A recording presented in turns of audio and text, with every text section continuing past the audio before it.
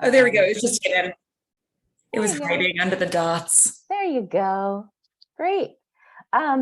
It's so nice to see everybody. Thanks for coming this morning to our Friday optional Zoom. I'm definitely going to do a quick round of introductions this morning because we have lots of new people and Sylvie is still new from our team. So I'll just call your name out since I'm kind of running this meeting.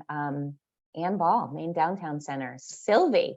And Sylvie, did you come to our optional Zoom in August? Was that like your first week? Yes, I think it was my first week. So I've Okay. seen some faces and that's helped to place folks all around the state in this circuit. But I'm Sylvie PK and working with the Main Downtown Center with Ann, and really thrilled to have gotten to see some of you out in the field so far for some different events, and really looking forward to making that in-person connection with all of you and virtual connection until then. Thank you. Derek, we'd love to have you introduce yourself. Yes, my name is Derek Cole, and I'm from Bucksport, Main Street, Bucksport, and I'm the interim director for a little while as our previous director stepped down, and taken on some of the duties. And between all of us here, I'm hoping it turns into a permanent thing. We'll see. Thank you for joining us. And as a reminder, Bucksport is one of our affiliates, and we have a number of affiliates on here this morning. So I'll go to Nancy. Hi, I'm Nancy Ketch. I'm with the town of Holton and work with our downtown committee, which we're trying to get a little reinvigorated here in the next few weeks. Ian's going to be joining us virtually for that. So good to meet you. Thanks, Nancy. Melissa. Melissa Lindley, Gardner Main Street. Delilah.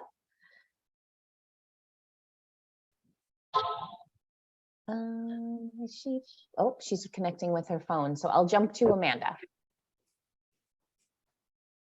One of two Amandas. The other one's not here. That's right. I am Amanda McDaniel from Main Street Bath. And Dave. Hey, Dave Gogel from Rockland. And Cara. Cara Romano from Ellsworth. And Jen Day. Jennifer Day from Saco Main Street. Great. And Delilah. Delilah Papour from Heart of Biddeford. Deb. Hi, Deborah King, Brunswick Downtown Association. And Christina. It's Christina Cannon from Main Street Skowhegan. There she is. Okay, great. Thanks everybody for coming. So agenda this morning, we do not have a guest. Did that intentionally. I think it's sometimes just great just to be sharing and thinking about what's going on in your communities. A few announcements that Sylvie and I will share what we are doing. Let's see, I want to remind you that you all have discounted membership to Maine Association of Nonprofits through the Maine Downtown Center. So if your renewal is coming up, you may want to renew it through us because you save, I can't remember, $50 or something. The link is on our website, and we will make sure in a post email today just to share that link again so that you have it, because I know everybody renews at different times. And let's see, MDF annual meeting coming up September, gonna double check, in Portland, September 23rd at Innovation Hall at University of New England. Obviously, one of the great things is that we give the actual Maine Downtown Center Downtown Champion Award, the Bill F. King Jr. Downtown Champion Award. That's the name of the award, sorry.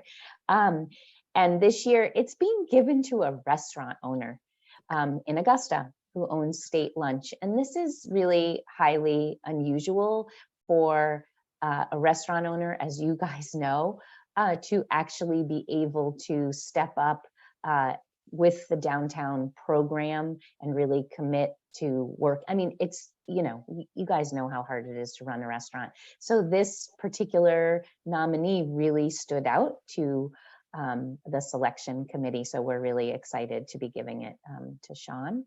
And also the keynote speaker is the still relatively new director of the Sewell Foundation, which I'm really looking forward to hearing her speak. And it is going to be in person. That's the plan, no hybrid. And Sylvie, do you want to talk about the board training?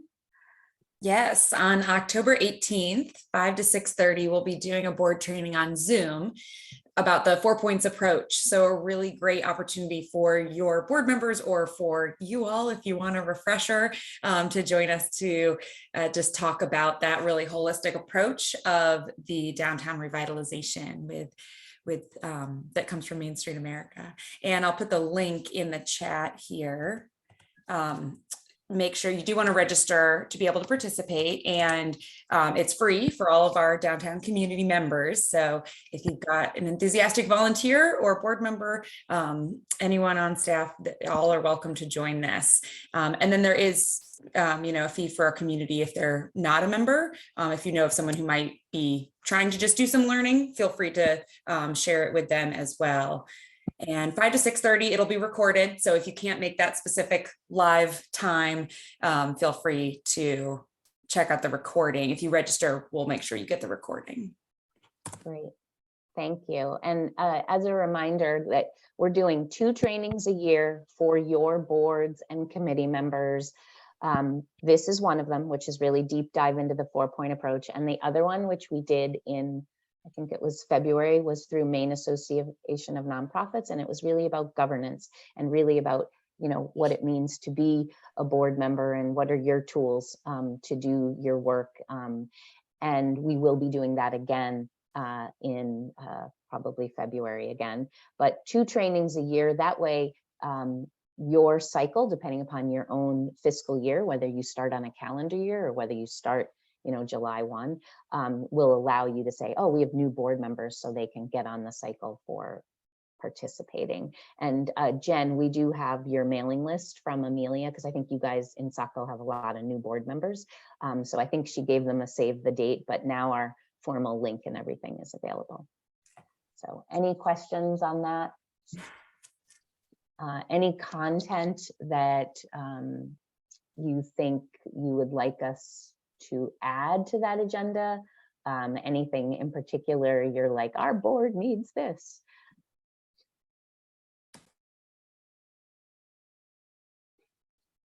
I think transformation strategies is still like this weird enigma in my board that they just don't quite understand.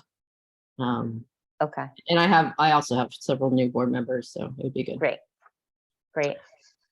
I'd also like to mention that we have a board retreat coming up on the 28th of September, so I can certainly bring it up to them if they want to participate, because we do have several board members, new board members as well.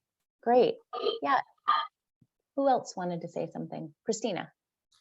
I think that there was a section in the new assessment from Main Street America that was related to boards, related to, giving and active participation on the board. And I think emphasizing those things would be great, because that's a really fell short. I really appreciate you reminding me of that. That is new language, and it is a great opportunity to link the work of your boards to their annual assessments.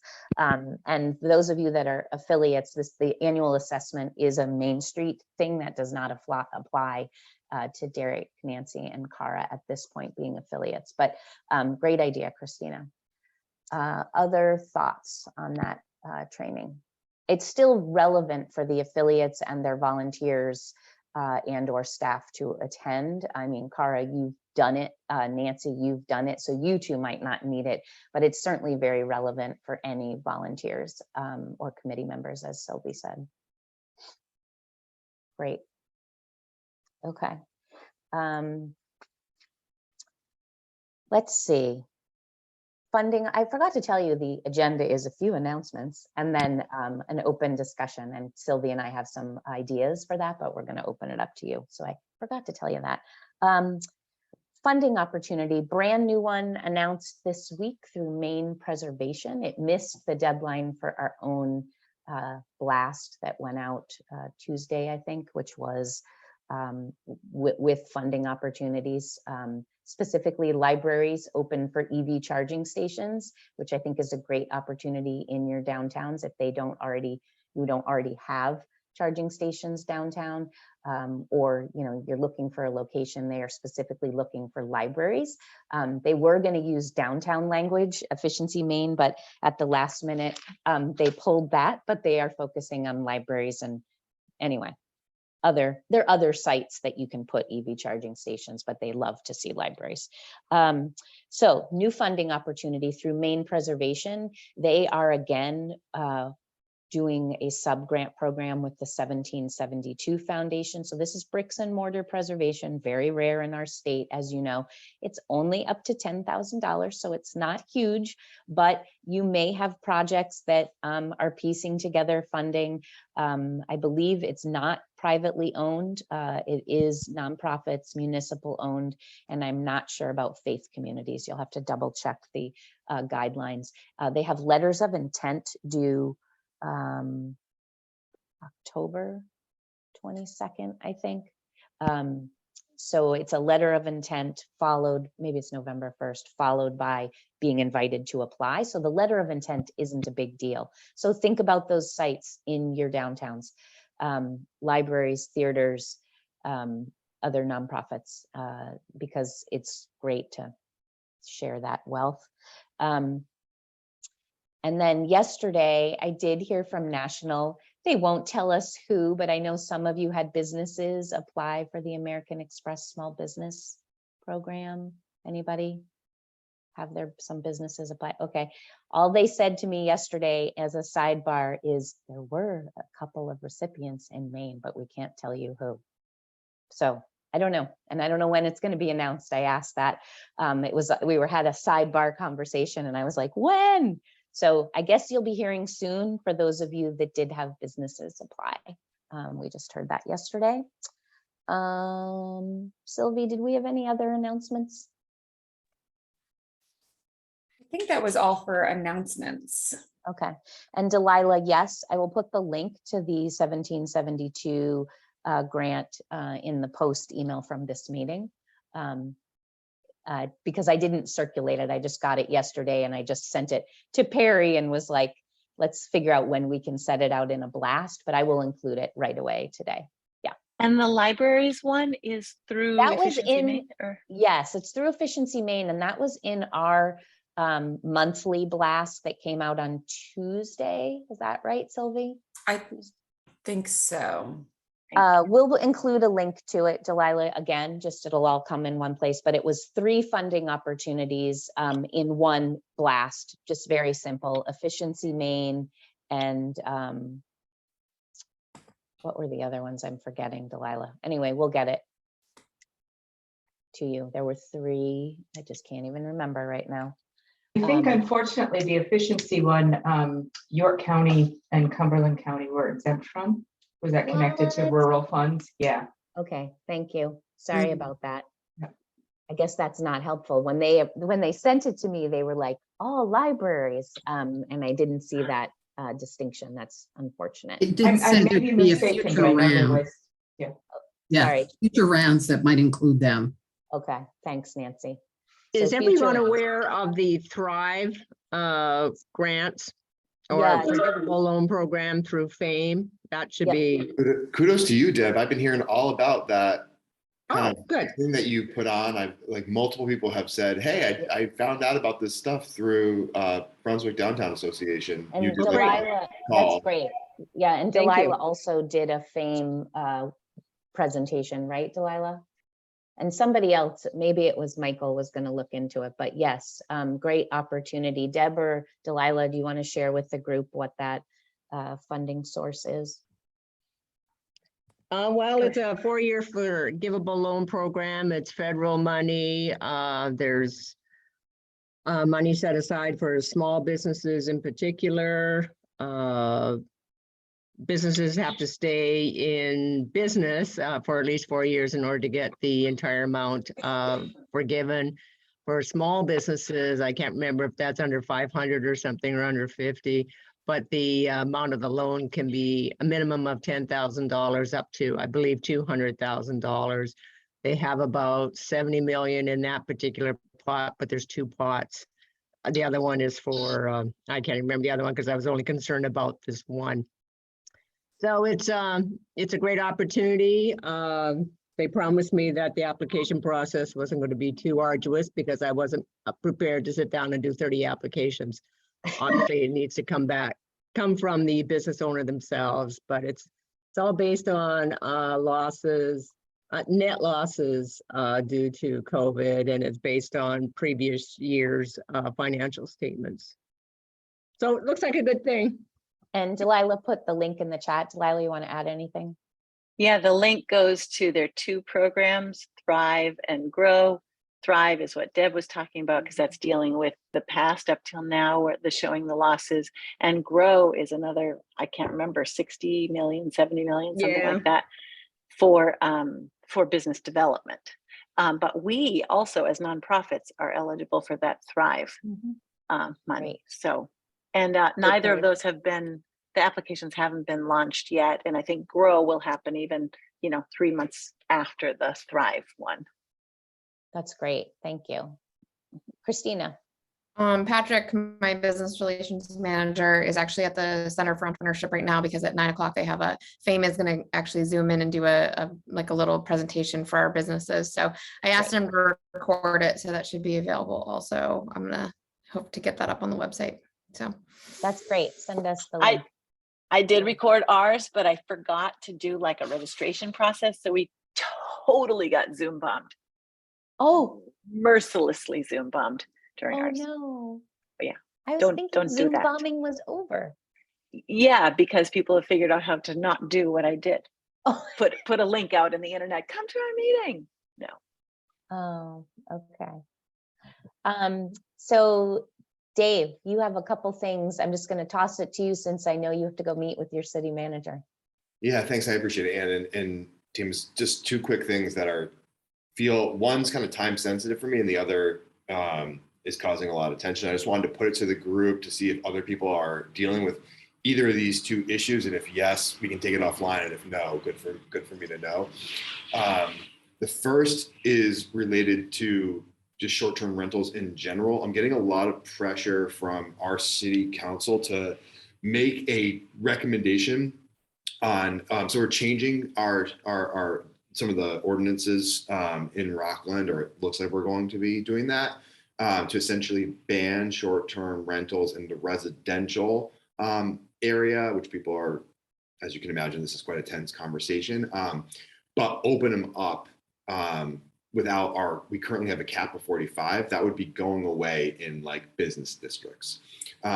So what council's asking me to think about is just, okay, there still should be a cap in each building, and like, what should that look like?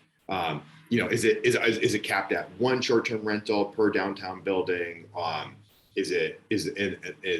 talked to them about potentially like, could we use additional short-term rentals as a carrot if they were able to offset with some affordable housing things that we were looking at? So I guess that's kind of question 1 is your municipalities talking to you about this? And if so, have you made any recommendations, or is there any data we can point to? Saying 1 or 2 feels like kind of arbitrary. Like I don't have data to point to necessarily. The big eye-opening thing for us when I looked at the data set was that most of our short-term rentals in Rockland are in residential, not in business district. That was pretty eye-opening for folks, which is informing a lot of this conversation. So again, I'm under a time-sensitive pressure to make a recommendation to council there. So if anybody has any guidance, I would really appreciate it. And then just before we dialogue there, the other thing was a couple of really heated board meetings about the role that religion plays in RMS events, and coming from a couple of board members that feel like religion should be completely removed from everything that RMS is doing, and other board members that feel like the the catalyst for a lot of our events was around like these holidays and things like that. So as you can imagine, for a Main Street program where so much of our programming around the holidays is focused on the holidays, this is becoming quite a tense conversation here. We have one of our like linchpin kind of cultural institutions is removing all religious elements from their big programming, which I think is kind of sparking a lot of this dialogue. And again, somebody pretty high up at that cultural institution is on my board. And I also have some very religious people on my board. And as a Jew from away who's now an atheist, it puts me in a very uncomfortable position to be like the Jew who stole Christmas. So just kind of putting it out to the group to say, like, has this come up in your boards at all? And am I on an island here? Great topic. Okay, so those are my two things that I'm kind of getting a lot of pressure on that I would love. Okay, well, since you're time sensitive one, how about just a show of hands? Who is engaged in short-term rental conversations with their municipality? Anybody? Delilah, anybody else? Okay, then let's toss it to Delilah for a moment, Dave, at least to try to inform you. Oh, I'd love to chat longer. The one piece is just, if the organization has a stance on the need for affordable housing, then you have sort of a leg to stand on around making recommendations about the short-term housing, because that has been shown to have a negative effect on affordability. So, gets rid of housing stock, basically. Yeah, we do. I'm also, so I'm speaking to the Mid-Coast Regional Housing Trust Board next week too about this. And I've been, obviously, like most of my meetings and most of our conversations are around workforce housing or affordable housing here in Rockland. It's just like obviously a critical issue, as I know it is in most of our communities. I think the challenge is the kind of direct our organizational stance, and then the other like downtown stakeholders, right? Where so many of our businesses really like the short-term rentals because they feel like it helps their bottom line, but then it's also affecting their ability to get workers. So this push-pull, it is really puts me in I feel like it's boxing me in, where I essentially can't make broad sweeping recommendations. Like they're looking for me to like come up with a number for the new ordinance, and so that's where I was like, I mean, I guess I hear you. Have you talked to counselors about the density of that at all? Have you given kind of thought to any of like the data set? No, but as you're talking, what I kind of a dream scenario would be to be asked this and then say, let me go put my forum together, and then you get to be the convener of people. And you say the business community generally felt this, the people who actually have these units felt this, and based on that and our values around the importance of affordability, we'd say this, like use it as an opportunity to be a convener more than to actually come up with a number. Yeah, I totally agree. I don't think you want to have to own that number, Dave. I feel like it just isn't a position you want to be in for one side or the other. It's more providing the information, the best practices, and convening. I would post it on the point because I think other Main Street communities nationally are dealing with this. You can feed them data yourself, but you shouldn't be in the position of being asked like for a number. I mean, that's like the strangest thing, a cap on a commercial building for short-term rentals. I was like, oh, that's for the planners and the elected officials to work out, or a housing subcommittee, or your housing trust. Our planner punted to me on this one as well, because I brought in. Yeah, I mean, I think you can give them more information for sure, or convene, like Delilah said. But then based on what you hear, you can put it through the lens of the community values that you feel like you represent, based on wanting to have this kind of workforce in the area, et cetera. We would recommend on the low side of that or something. No, I'm okay. I appreciate it. I'll keep this group posted. It's going to be in first reading on Monday, so I have a little bit of time, but not really. So anyways, thank you for that. It's also Christina. I just add a quick different perspective from someone who likes to travel to downtowns. I've been doing some research on some New Hampshire downtowns that I want to go check out, and finding a place to stay in downtown is ridiculously hard. And so just, I've been looking at both Airbnb and, Expedia for hotels, and it's frustrating to me to not be able to find a place that I can stay in downtown and walk to places. And that is like a common theme that I'm seeing. So just a different perspective on that. If some people who, if people want to visit our downtowns, where are they staying? It's another issue. So there's no good answer to any of this, I don't think, but. And I don't know if anybody went to the national session at the national conference on short-term rentals, but I did. And it was largely from the lens that Christina just shared. There are Main Streets who are actually saying short-term rentals are the best thing we've ever had for our district. It's providing that 24-hour presence and vibe that we've always been missing in our downtown. So there are multiple sides to the argument, without a doubt. But I think, the point is, Dave, you don't want to be the one. I mean, unless you have the credentials and the knowledge of I can analyze and come up with the number. That's just not anything I have. No, I'm with you. And I feel like there's synthesizing data.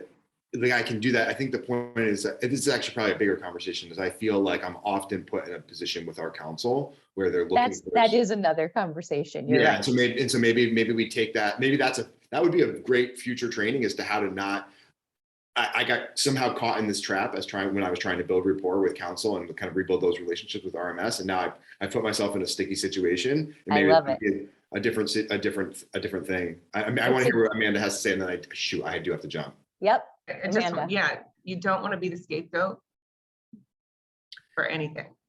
Yeah, you want to be the information. Here you are. Here's my power as a Main Street to be able to collect things, but you don't get to blame Main Street for the direction that you decide to go. Yeah. And it is a great conversation, Dave. I made a note of it. We'll figure out how to have that conversation, which is when are your municipalities providing too much reliance on our Main Street directors as inserting themselves in these decisions or expertise, or I don't know. It's a balance. And then if I get run out of town for canceling Christmas, if any of you have open. We'll talk about that one. Please let me know. I need to jump. I apologize. Good to be with you all, and thanks for coordinating in. Bye. Bye. Hi, Bill. Great. Sorry that I had Dave do that before he had to scoot. So first of all, just to back up and make sure, I think we covered the board training. You guys gave great input on that. Anything else on the short-term rental conversation? You want to keep it going, or no one else? I just want to make sure anybody who had wanted to speak was heard on that. Cara, I saw your remark that it's a balance. Jen. Mine's actually skipping back to the training. I sent you an email. I assume everybody else got it too, but Maine Association Nonprofits is doing a board governance on the 28th of September. And so I forwarded that email to you, Anne, if you want to share it. We certainly will. I appreciate that. Yes, we actually contract with them so that you can attend for no charge in our February training. It's a very similar training with a slight Main Street lens, but of course, you all are more than welcome to attend or have board members attend MAMP events. They're usually great. So are the board members permitted to attend for free in February as well? Oh yeah. Okay. All of our programming that we offer are always gratis to you guys, to your boards, to your committees, unless we have a special situation where we're bringing in a speaker that is just really, expensive and we need to charge. But no, there's no charge for you or any of your board members for the October or the MAMP training in February. Correct. Yes, that's what your dues goes to, that kind of thing. Yeah, great. So are there other topics today? Sylvie and I had some fun ones to throw out to you guys, but I want to check in and make sure everybody doesn't have any challenges they want to throw out or highlights, or I hope all of you have managed to have a little bit of time off this summer and recharge your own batteries. Derek. I just wanted to bring a topic up that maybe everyone else here has struggled with or does on a day-to-day basis. I spent some time at the farmers market in Bucksport yesterday, and pretty much every other person, if not more, when I said who I was and that I was with Main Street Bucksport, they said, I don't understand what Main Street Bucksport is. I don't understand what you do. And quite frankly, I don't blame them. It's not that it's a confusing thing. It's just, I feel like as programs, we do so much. And I don't know if any of you have tried to explain that to your communities and strategies for doing that. It's a great question. Does someone want to take a stab at that? Amanda.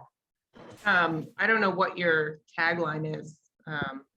Ours is partnering to promote and preserve historic downtown Bath.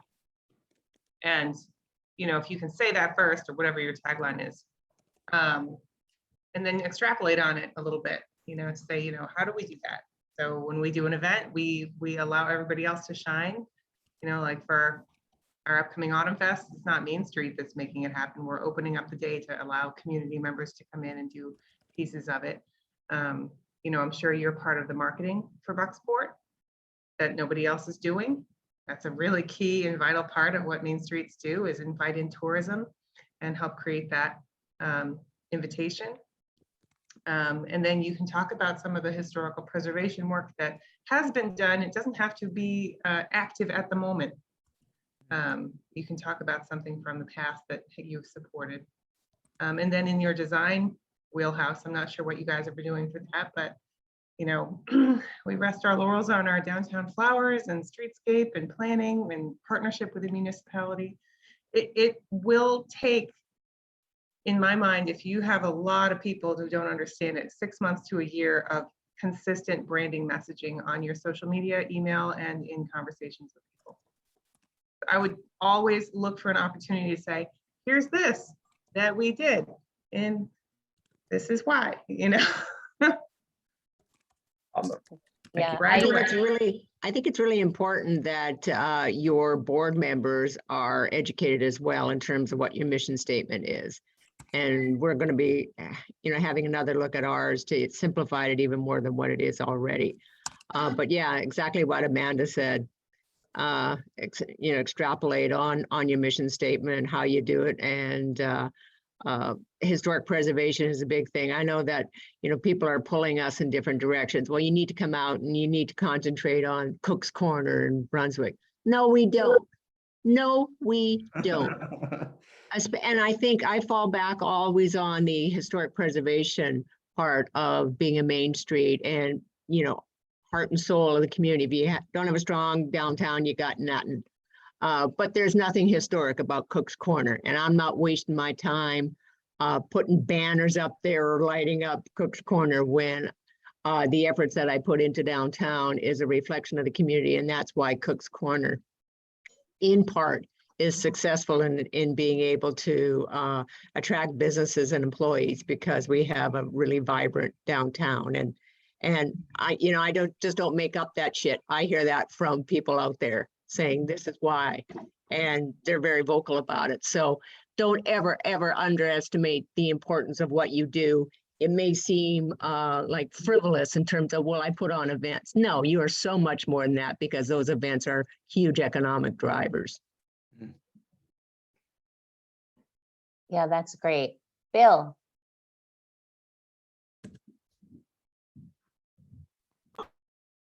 That Main Street is always being compared to a Chamber of Commerce or a Merchants Association, but it's very different. And you need to call attention to that difference. It's designed to reinvigorate or revitalize only the downtown, the absolute only downtown, not in the mall next door or not immediately outside. It's designed to work on downtown. And it has a very different partnership than these other organizations. It has the merchants in the immediate downtown, the property owners in the immediate downtown, and the city or the town fathers, the city government. That is the partnership that is supposed to do this job of reinvigorating the immediate downtown. Yeah, it's about revitalization. And as Deborah says, it's also about preservation. Yep. And the only thing I'll add, Derek, which Amanda touched on, is I think this takes time. I think of Delilah's story and also her engagement with her board of like walking downtown Bedford. And we are going to, you know, say hello. It's great that you went to the farmer's market and are saying hello to people. That's like the first step. And it takes time. And all of these guys, you know, probably don't have enough time to do this, but I think it's really valuable to get out there and walk the downtown, or say to the board members, could you visit, you know, those 3 storefronts, you know, in the next 2 weeks, and just walk in, say, hello, we're Main Street Bucksport. This is what we're doing. Just want you to be aware. You know, just start those conversations. I love the story, Delilah, of the TV store that you used to visit forever and ever. And they never wanted to support Heart of Bedford. And you just went in anyway and said, hey, I'm just checking in, saying hi, here's what we're doing, right? And then one day they were like, you're doing really good work. So I do think that's part of building this brand, is that time. So does that help, Derek? Totally. Thank you. Great, good. Other questions, comments, things going on that you want to throw out to the group? Anything exciting happening? Bill? I just might add for Derek, my measure, having been involved in this effort since day one, is how many of your upstairs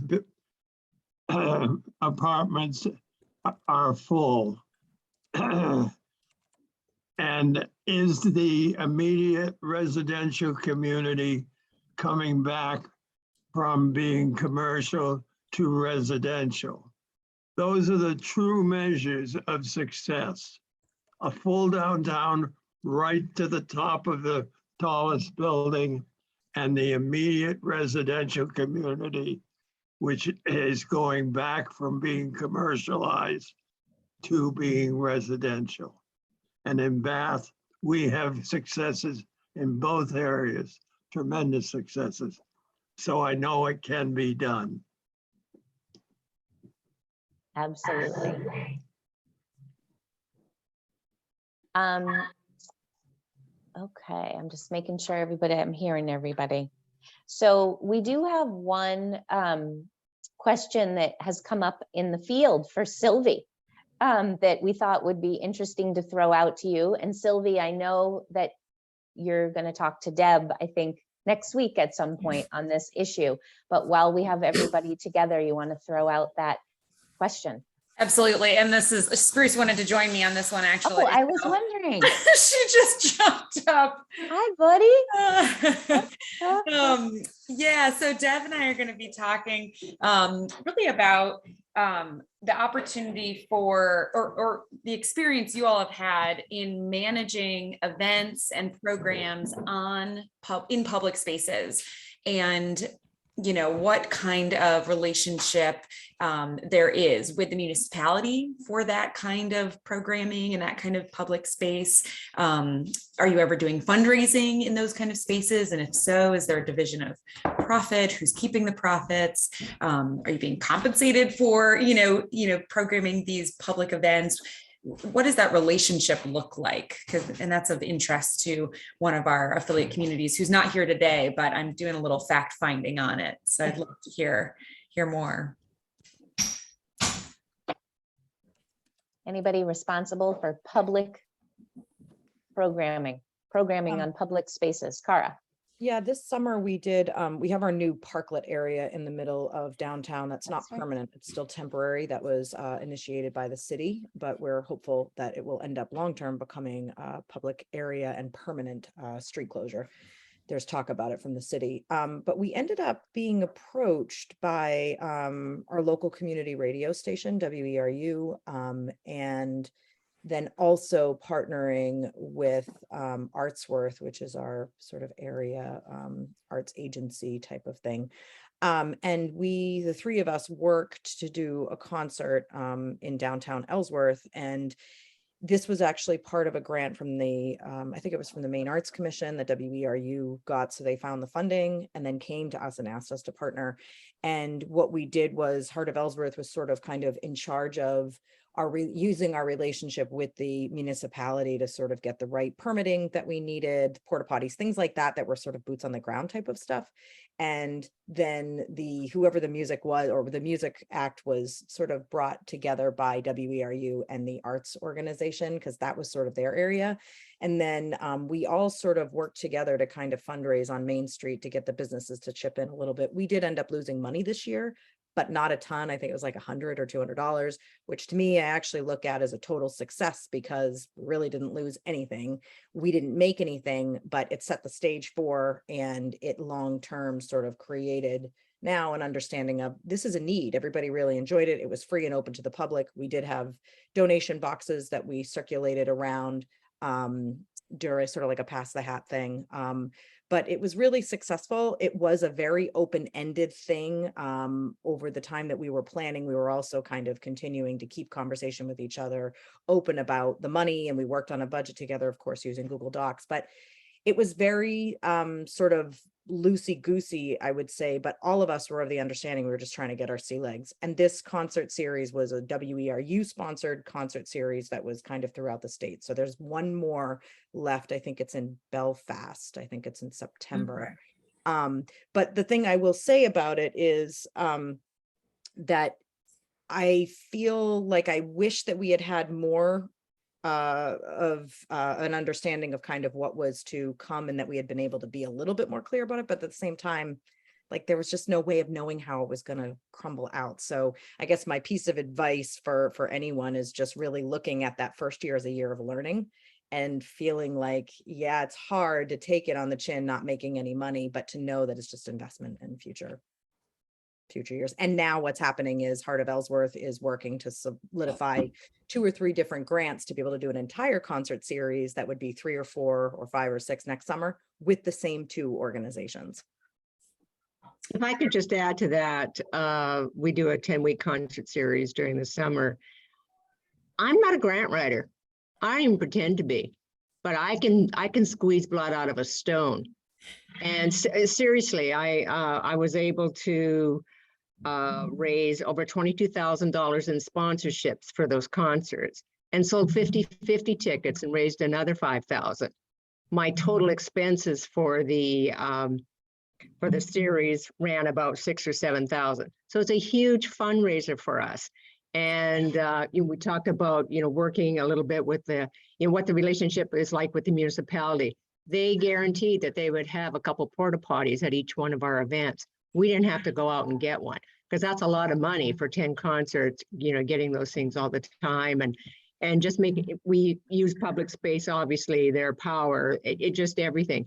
But that relationship between our organization and the town of Brunswick means the world to us, because we simply could not do what we do without their cooperation and their their faith in our ability to pull something off, and they know why we're doing it.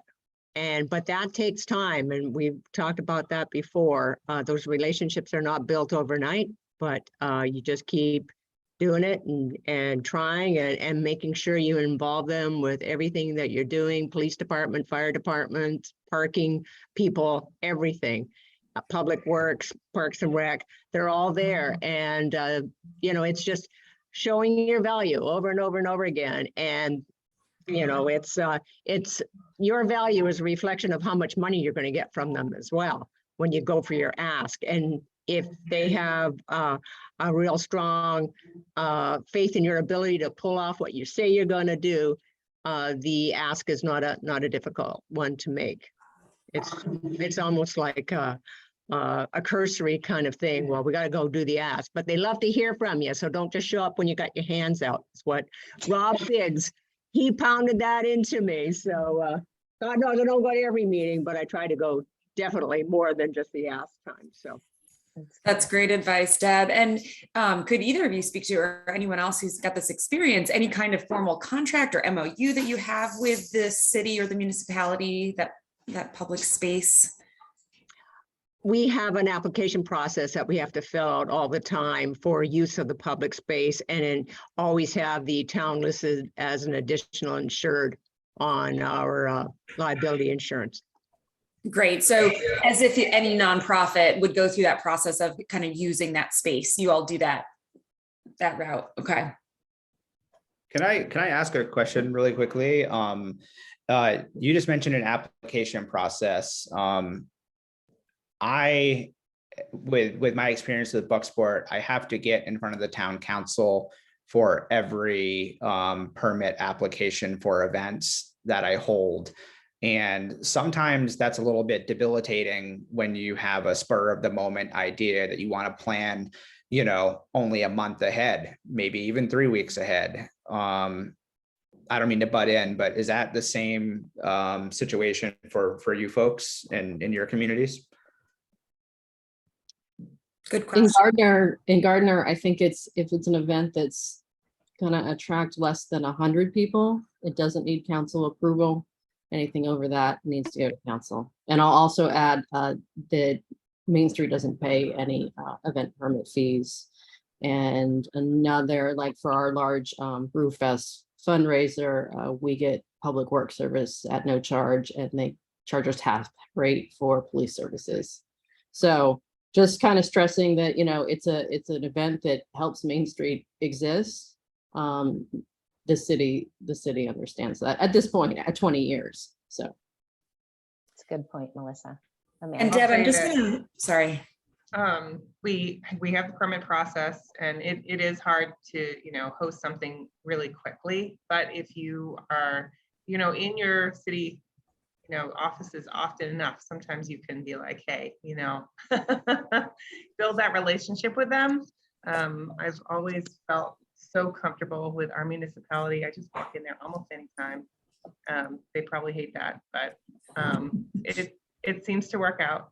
And some of the things that have happened in our town is we have a beautiful waterfront stage that the Bath Parks and Recreation can set up every weekend, and we don't pay anything for that, where if another organization that was not a nonprofit would have to pay $500 per use.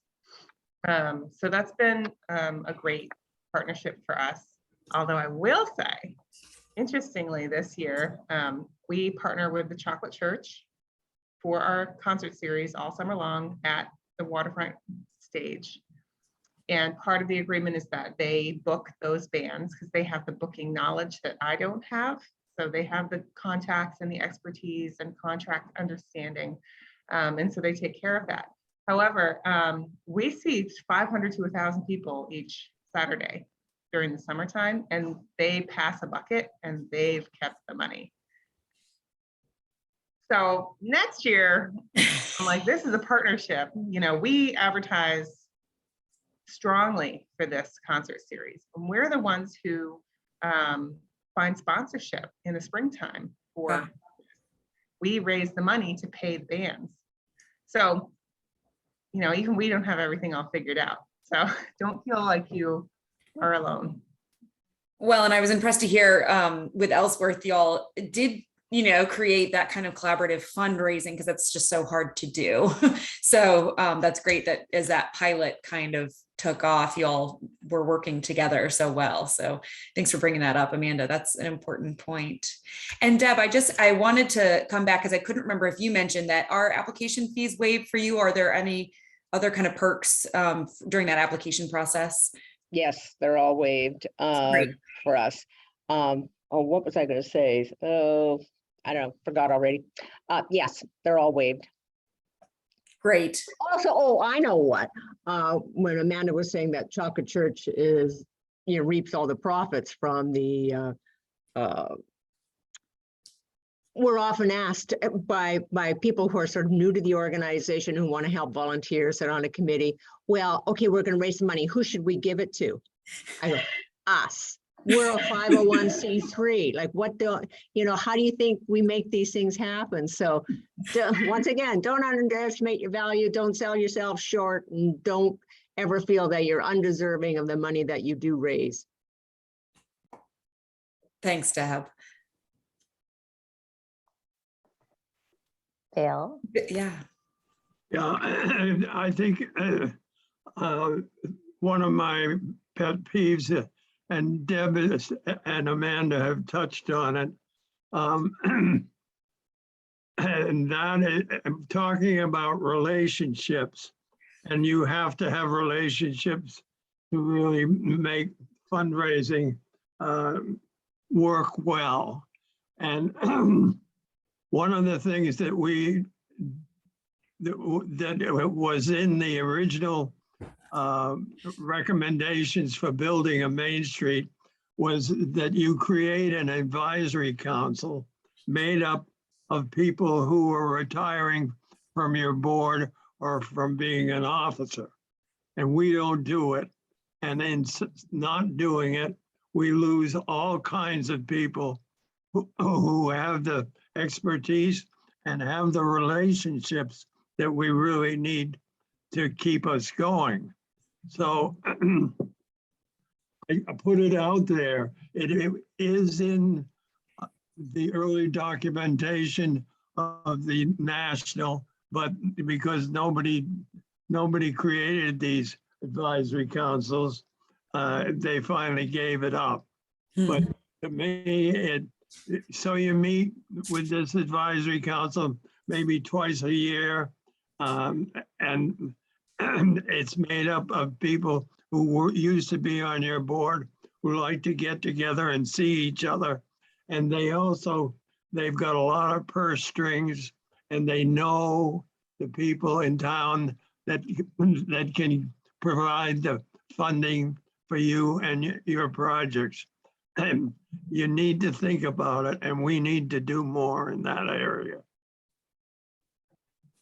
Thanks, Bill. Great. Well, thanks you guys for, I think, filling up Sylvie's kind of knowledge, our knowledge base collectively. I think it's really helpful to think about all the issues you guys raised on that. So thank you.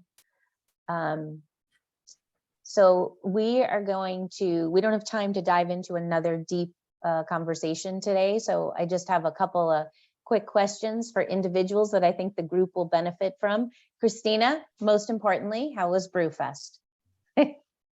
Best one yet. Wow. Congratulations. Thanks. Any exciting big takeaways for us besides best one yet? Don't plan a design charrette the week before. Good idea. Or you'll work 100 hours the next week. Great. All right. Well, hopefully you can get a little time to regroup, and congrats on having such a successful event. And then I'll turn to Melissa and say, how's your Brewfest planning going? And I know yours is Schweinenstein. Sorry. Yeah. It's funny. It's like the opposite of last year. Last year we had trouble getting breweries because they were understaffed or worried about COVID. This year we have 10 more than last year, but I'm having trouble getting sponsors. So it's a complete flip. Interesting. Yeah, so my major sponsor is a bank that likes to, I don't know, play around. And they have not responded and we're 30 days out. I need to do a poster, things like that. Oh, But it's fine. I mean, we'll be fine. And online sales are much lower than last year. I think it was just, we were one of the only events happening last year. So I don't know what to expect for a crowd, but I think we're doing well. I have a new website for it and we're really pushing out marketing. So it's going to be Great. fun. and the online sales are for the bags, or they're for the tickets to attend? For tickets, it's advanced tickets. Yeah. Okay. Yeah. And I did get a credit union. They are my taster sponsor, but Camden National is not really a community bank. And they say they are. I Yes. think there's nothing more delightful than watching a credit union step in when a Yeah. they're like, It's a good point. Amanda says, go talk to a credit union, tell them the bank isn't stepping up and create a little competition. Yep. Wow. Okay. And Delilah, you lived through your big river jam. And how was Yep. that? Best ever too. Just Wow. the thirst for it that was there last year, but still so tentative amongst people is just like, oh, we're together. It's a Huge. great way to articulate it. The thirst. Yep. Good. Anybody else have any quick updates before we wrap? Okay. So Sylvie and I will get out a few of the 1772 Foundation link, and we'll send out the link to our funding newsletter from this week, just in case you didn't get it, and the MAMP discount link. So we'll get those to you, and a few other things. I'm thinking Sylvie will connect on what that is, but we'll get that out to you guys. And Cara says, thanks guys for saying best yet. It's a motivation for our cider and cheese fest. That's right, Cara. Thanks everybody for joining us. Really appreciate everybody coming in and having a conversation. Delilah, I know this time often doesn't work for you, but it was nice to see you. Christina had something to say. Oh, I'm sorry, Christina. Thanks, Bill. No problem. I was just curious who else might be going to Radically Rural. I actually have found the conference to be quite good over the last few years. And so Yeah. Patrick and I are both going, and it's good. and I got an email yesterday saying we should all invite one other person. So I'm inviting You are awesome. 12 of you. I love that concert. That conference. Abby Levin and I went, and it was great. It's in Keene, New Hampshire. And what are the dates, Christina? I forget. I think I couldn't go. That's why I'm not having it on my radar. The 21st and 22nd. So not next week, but the following week. Okay, great. We'll include that link in case anybody can go. Sylvie, I think you're away, right? Yeah. Yeah, I was like contemplating sending you to Radically Rural because it is a great event. Christina, I'm glad you're able to go. We'll include that in what we send you guys, just in case somebody can do it. And also, if one of you wants to go, I have that tiny bit of scholarship money that I would be happy to chip in for somebody else to attend. Okay. All right. Well, have a great day, everybody. And thanks for all the notes in the chat. We'll include the chat in our follow-up to you because there's some good links in there as well. Yeah. Thank you. Engagement. Great to see you all. Bye. Thank you. Bye.